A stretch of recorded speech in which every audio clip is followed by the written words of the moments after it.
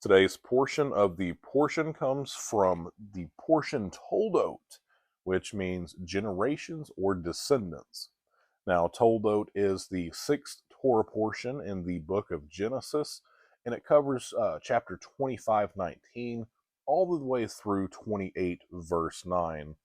And in this portion, it's 106 verses, and within those parameters are 1,432 words and are comprised of 5,400, and count them, 26 letters. And when we get to Torah portion Toldot, it focuses in a little bit on Isaac and Rebekah, and it's really truly mostly about Jacob and Esau. And when I start reading this, I'm always reminded about how, of course, Genesis, 40 of the 50 chapters of the book of Genesis are about the generations from Abraham all the way to his great grandchildren.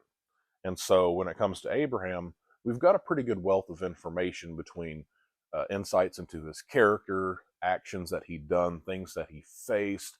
We really kind of get a lake out of Abraham. And then you go from Isaac to Jacob, we kind of get comparable as far as the wealth of information that's available for Jacob. Both of these individuals get their respective little ponds, but when we get to Isaac, we don't get anything much bigger than a puddle. There's not a lot of commentary to him and of him. Now, that's not to say that he's not an important character. He plays a really diminished part. We just don't get a lot of information on him. We kind of get the Achedah.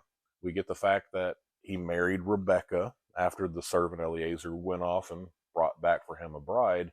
And then we see this thing where he kind of blesses his son or sons and that he's blind. And I can't really think of much anything beyond that other than maybe the dispute over the wells. It's just he's gone and out of the picture rather quick. Within the very, couple of mentions and a couple Torah portions after that, he's gone. And so I've always kind of found that being an interesting little facet. And I want us to start off in Genesis 25:19. It says, "This is the genealogy of Isaac, the Toldot of Isaac, Abraham's son. Abraham begot Isaac. Isaac was 40 years old when he took Rebekah as wife, the daughter of Bethuel the Syrian of Padamaram, the sister of Laban the Syrian." Now, Isaac, and look at these two verses. Now, Isaac pleaded with the Lord for his wife because she was barren. And the Lord granted his plea, and Rebekah, his wife, conceived. But the children struggled together within her, and she said, "If all is well, why am I like this?" So she went to inquire of the Lord.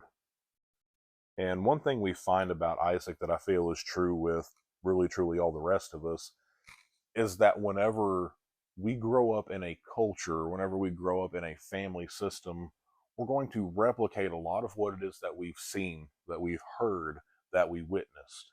I know that there's an expression that says the sins of the father, the sins of the son, is to a certain degree. To a certain degree within us, there is this iniquity that we will replicate the patterns of sin or going wrong. Sometimes people don't know that's what they're doing is wrong. Sometimes they do. It's what they're familiar with and it's what they know. And I feel like we could be proud of Isaac in this instance to say that he did, in fact, do, in essence, what his father would have done. And here's the situation. Isaac and Rebekah, they had problems for 20 years of being able to have that Toldot, that generation, those descendants, if you will. Well, that's not something that's exclusive to Isaac and Rebekah alone.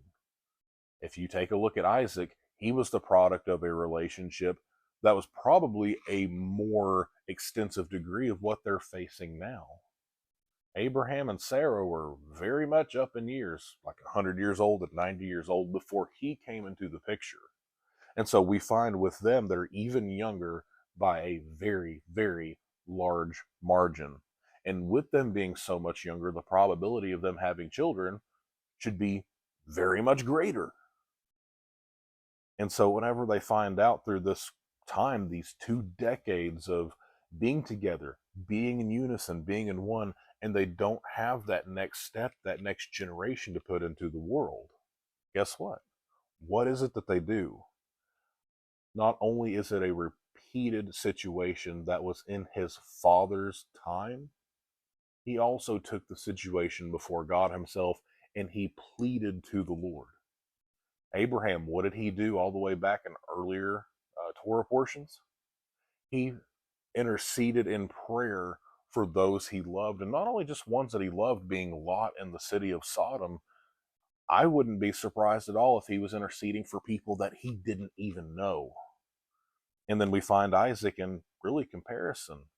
He is not just interceding for somebody he knows, he's interceding for somebody he absolutely loves. His spouse, the other half of his soul, a lot of Jewish writers would actually say. And so we find something very admirable about Isaac. They have this continued problem, and he takes it before God, and he takes it before the Lord, and the Lord hears and opens up her womb. And one of the things that's interesting is the term for womb.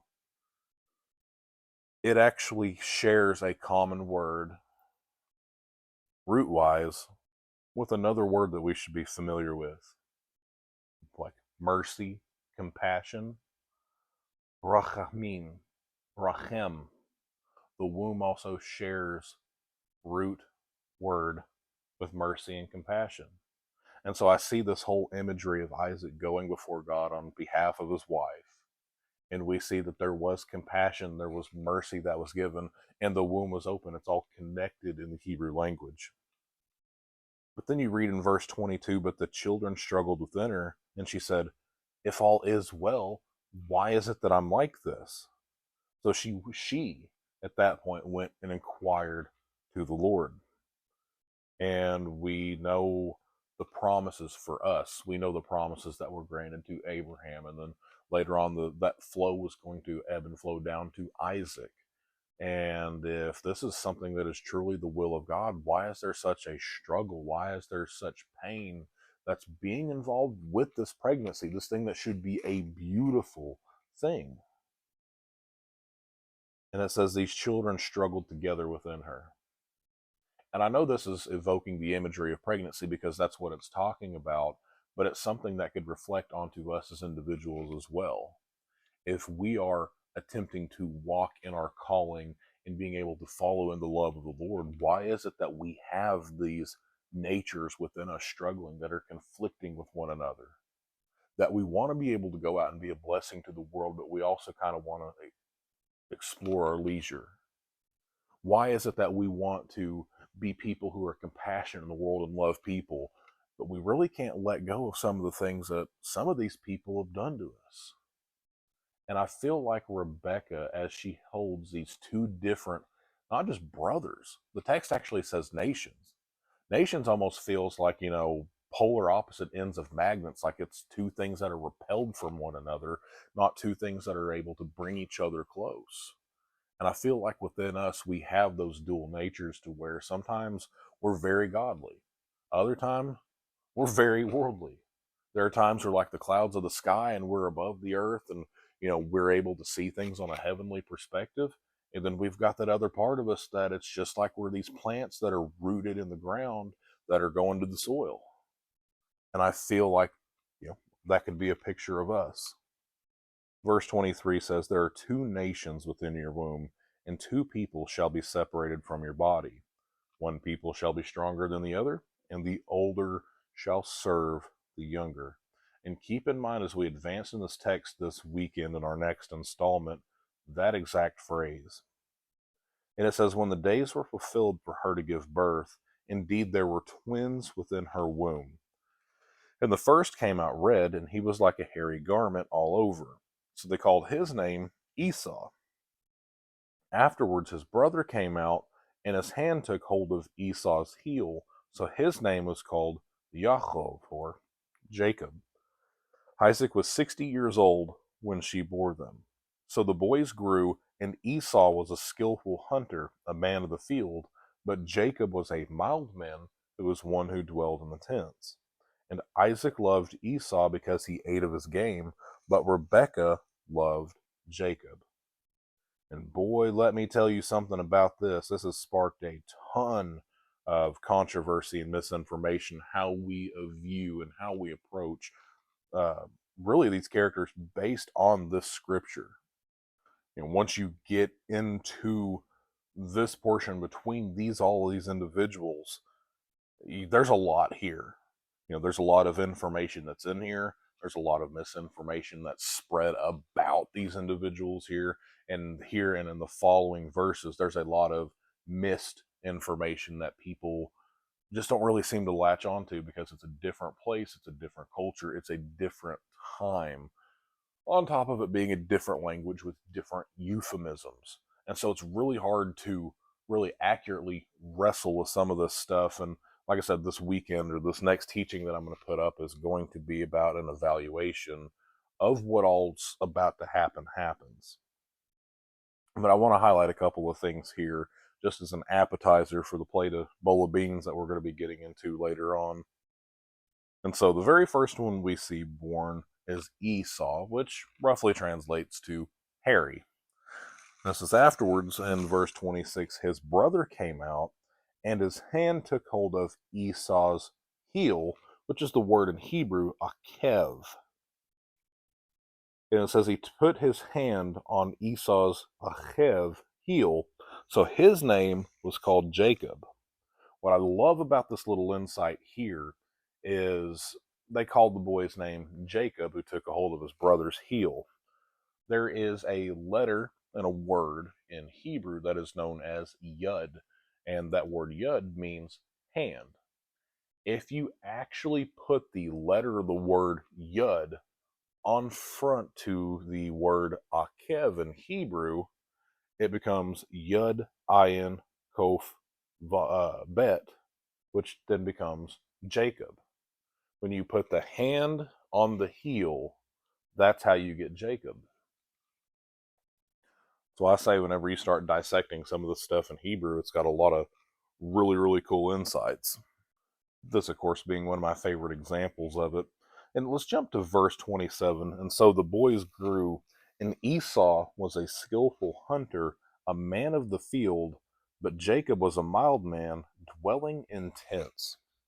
Now, Esau is going to be called a skillful hunter. He is the second person to be called such a thing in Scripture. And when you lump him with the first one, that's not considered exactly to be great company. The very first person who is called a skilled or skillful hunter is actually Nimrod. And of course, whenever you take a look at the name Nimrod, it comes from the word marad, which means rebellious or rebellion. He was the one that kind of spearheaded this movement of creating the Tower of Babel, which of course was supposed to go up and it was supposed to be into the heavens. The text literally says they were going to be in the face of the Lord, which might sound impressive.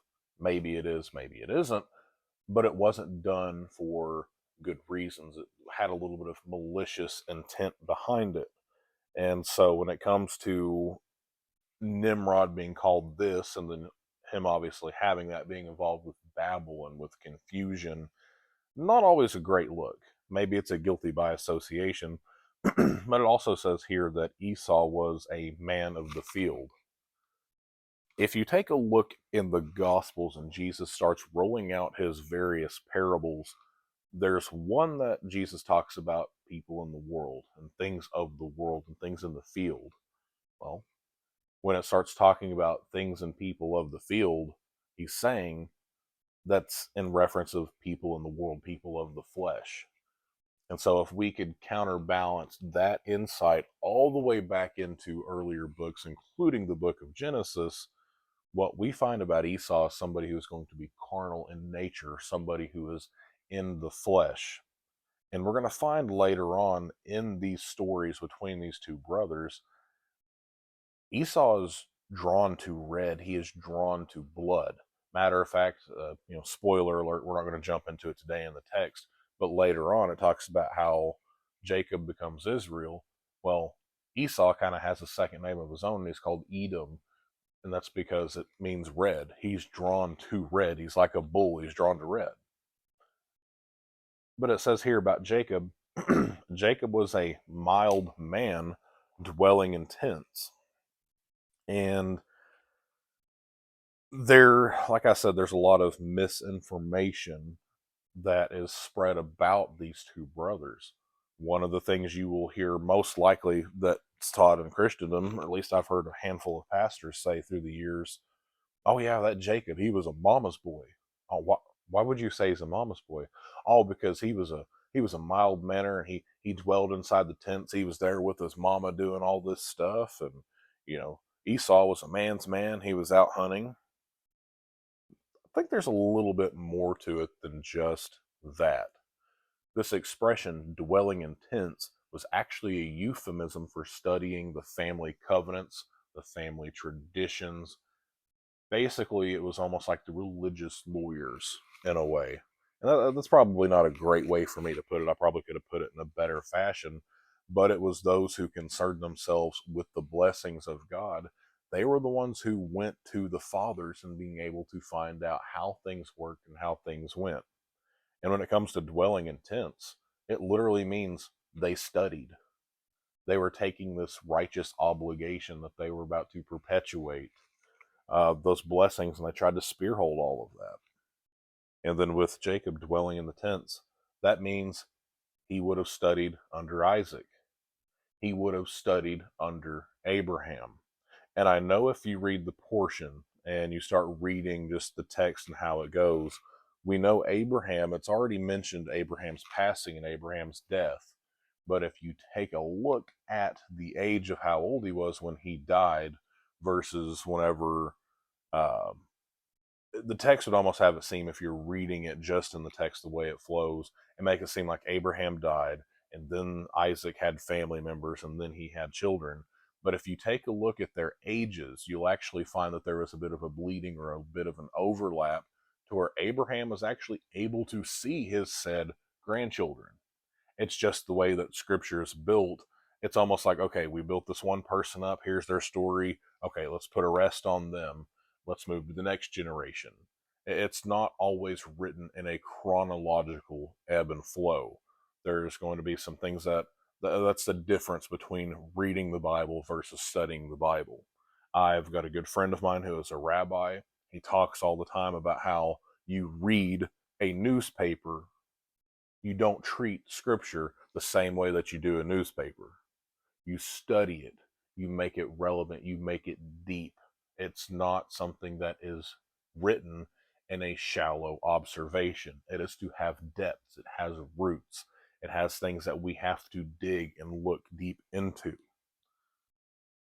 And so while Esau was a man who was a skillful hunter, that could be more of a reflection, like I said, that he was chasing blood, that he was looking more so to end life instead of perpetuate covenant family obligations.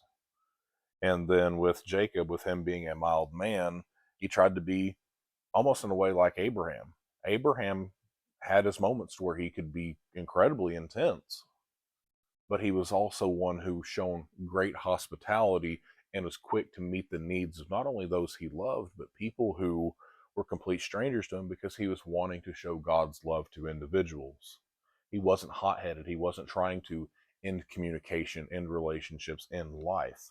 He was interested in dwelling in the tents because he wanted to know how to study family covenants and know how to relate to God. And so this next portion, we are going to jump into Esau and Jacob. We're going to spill the beans a little bit on that. And we're going to take a look at how there's more to that story than mostly what's ever taught. We're going to take a look at some of the textual abnormalities, things that are sideways, things that we kind of throw a little bit of a side eye at when we start getting gritty into the details. It's not very often we're told what's for supper. Whenever the breakfast menu pops up and whenever we start taking a look at what's going to be fed to us in scripture, if it is specific, it's usually because it's highlighting an abnormality. Sometimes when it talks about the person or the individuals who cook, that's another abnormality. So there's a lot of things in what we're going to jump into in the next episode about Toldot later this weekend, that it's going to give us some interesting insights. So thank you for your time. Be blessed, and I'll see you this weekend.